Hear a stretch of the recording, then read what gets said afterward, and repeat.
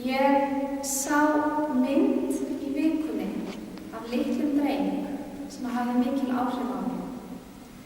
Hann var flóttamaður frá Sýrlandi og myndin sýnir hann koma gangandi, hann er 4 ára gamall og hann er aleinn. Hann er orðið viðskila við fjölskyldu sína til að týna mömmu sinni og hann kom að flóttamannabúðum löngu á eftir öllum öðrum. Myndin sýnir hann koma gangandi aleinan með einhverjar fátæklegar eigur í plastpoka og hjálparstarfsmenn sem að taka síðan á móti honum. Og þessi mynd, hún snerti hjarta mitt, eins og ég get ímyndað mér ef að þið hafi séð þessa mynd að hún hafi líka snortið við ykkur. Þessi litli drengur aleinn kemur gangandi utan úr eyðimörkinni og umkomuleysi hans er algjört. Það fylgdi reyndar sögunni að hann fann móður sína stuttu eftir að hann kom í flóttamannabúðirnar, þannig að þessi saga endaði vel. Enda ekki allar sögur svona vel. Biblían er full af sögum af fólki sem hefur lent í hremmingum, sem hefur þurft að yfirgefa heimili sín, lenda á flakki og þurfa jafnvel að búa sér líf og heimili í öðru landi.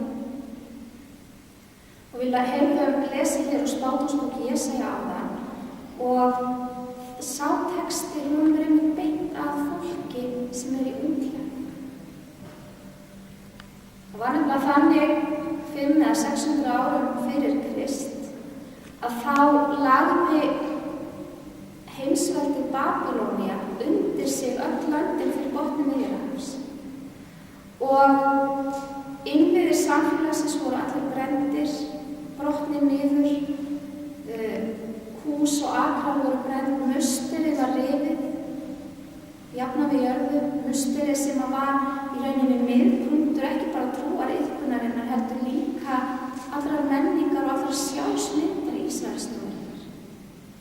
Allt í einu var musteri ekki lengur og allir sem að einhvers máttu sín í samfélaginu voru fluttir nauðungarflutningum til Babýlon, sem að er svona sirka þar sem að Bagdad er í dag.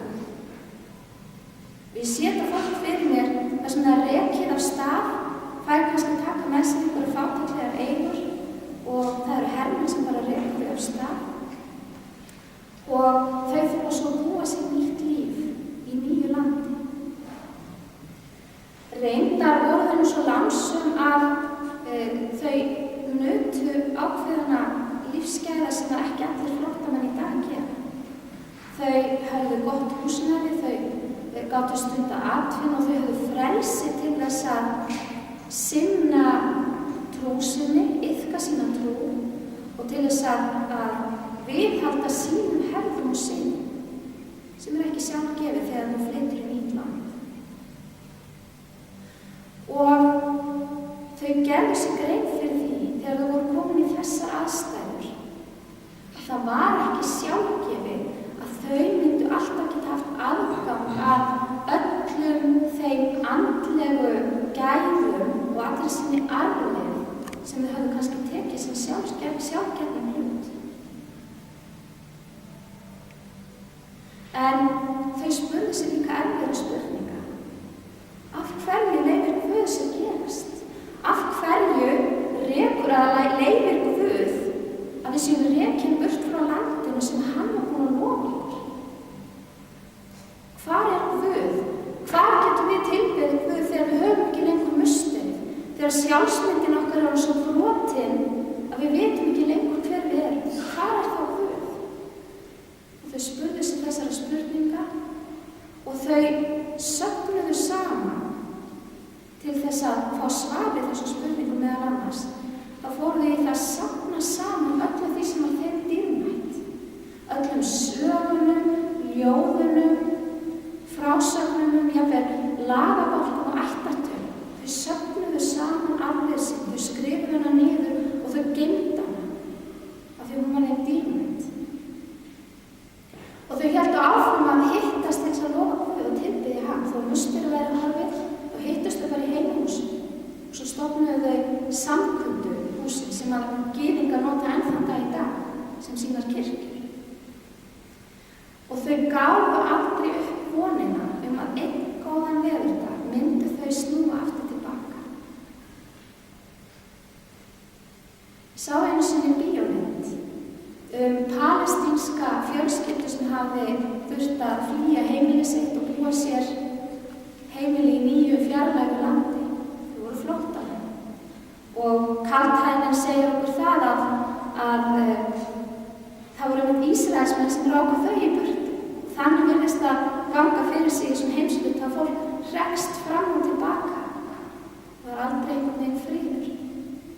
Þetta fólk hafði þurft að búa sér heimili í nýju landi og það dýrmætasta sem þau áttu á þessu nýja heimili var lykill. Stór lykill, kannski svona hann myndi mig svolítið á lykilinn sem við notum fermingarbörn til þess að opna augun á stofunum þegar við fórum í haust í fermingarferðalagi.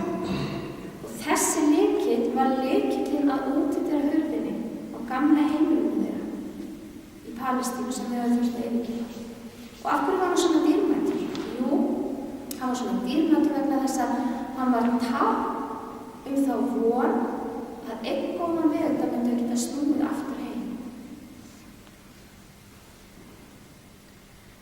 Það inn í þessar aðstæður sem að stígur spámaður sem að við þekkjum undir nafninu Jesaja annar, eða Defter og Jesaja. Og hann boðar fólkinu sem í útlegð í Babýlon von og huggun. Fyrstu orðin sem við heyrum að segja í spádómsbók Jesaja eru huggið líf minn. Og hann boðar þeim þessa von að þau muni geta snúið aftur heim einn góðan veðurdag.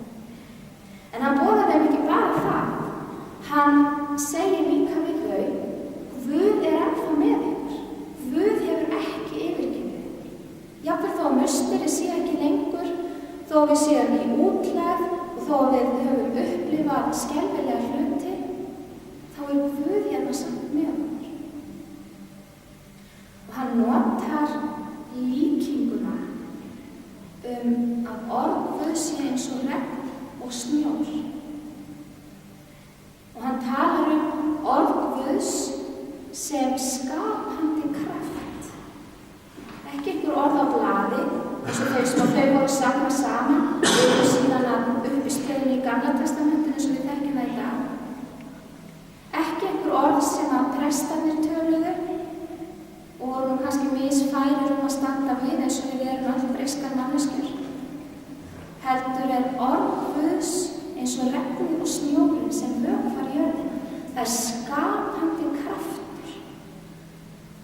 Og þessi hugsun við finnum hana strax í fyrstu orðum Biblíunnar. Orð Guðs sem skapandi kraftur. Guð skapaði heiminn með orði sínu. Guð segir ekki bara eitthvað og það verður ekki. Ef að Guð segir eitthvað þá verður. Það skapandi, lífgefandi kraftur. Og Jesús, hann notar þetta hugtak líka í dæmisögum sem við hefum við náðum. Hið skapandi, lífgefandi orð Guðs.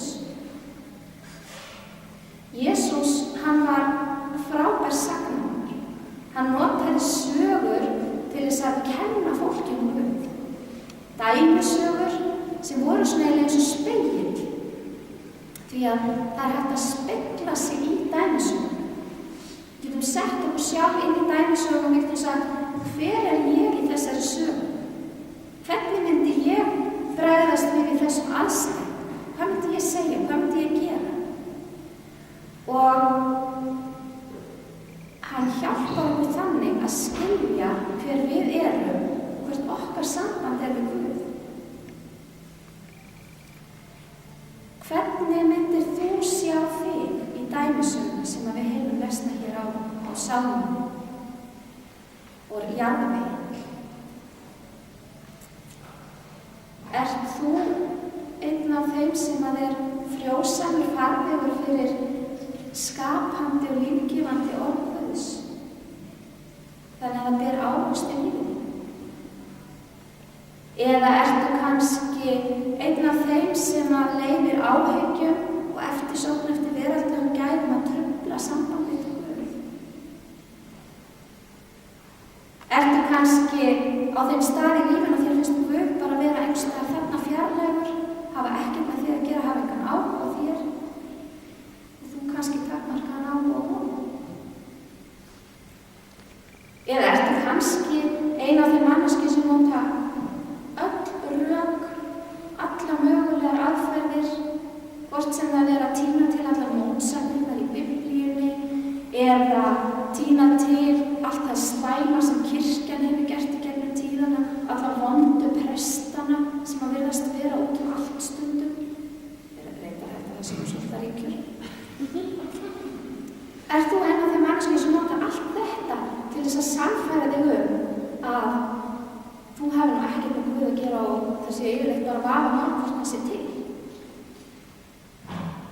Kannski hefur upplifað allt þetta á einhverjum tímapunkti í lífinu. Jesús talar orð Guðs sem hinn skapandi kraft og lífgefandi kraft, alveg svo spámaðurinn Jesaja. Og hann gengur ennþá lengra því að í Jóhannes Guðspjalli Jesús skilgreindur sem orð Guðs og þessi skapandi og lífgefandi kraftur. Jesús sjálfur. Það setur hlutina alveg í nýtt samhengi. Það er í gegnum Jesú Krist sem að við skynjum og lærum að þekkja þennan skapandi kraft Guðs. Stundum finnst okkur að vera nálægur okkur og virkur í líf okkar og okkur finnst líf okkar vera ávöxt. Stundum finnst okkur að vera fjarlægur, afskiptalaus. Stundum líður okkur kannski eins og litla drengnum sem kom labbandi utan á eyðimörkinni með pokann sinn. Finnst okkur við vera ein og yfirgefin. Og það er kannski ekki síst þá sem að við erum móttækilega fyrir hinu skapandi krafti Guðs. Alveg eins og Ísraelsmenn sem að þurft að endur skilgreina alla sína tilveru og alla sína sjálfsmynd. Við lendum stundum í þannig aðstæðum í lífinu að við þurfum að gera það. Við þurfum að setjast niður og við þurfum að hugsa: hver er ég? Hvernig manneskja vil ég vera? Hverjum ætla ég að tilheyra? Hver á að vera forgangsröðin í mínu lífi? Og alveg eins og regni og snjóri, þá er skapandi kraftur Guðs að verki í heiminum, í lífinu okkar. Og hann hverfur ekki tilbaka fyrir hann hefur fengið að vökva og næra ef að við leyfum. Ert þú tilbúin að leyfa skapandi krafti Guðs, orði Guðs, að vinna í lífinu þínu, þannig að þú berir ávöxt þér og öðrum til blessunar? Dýr sig Guð.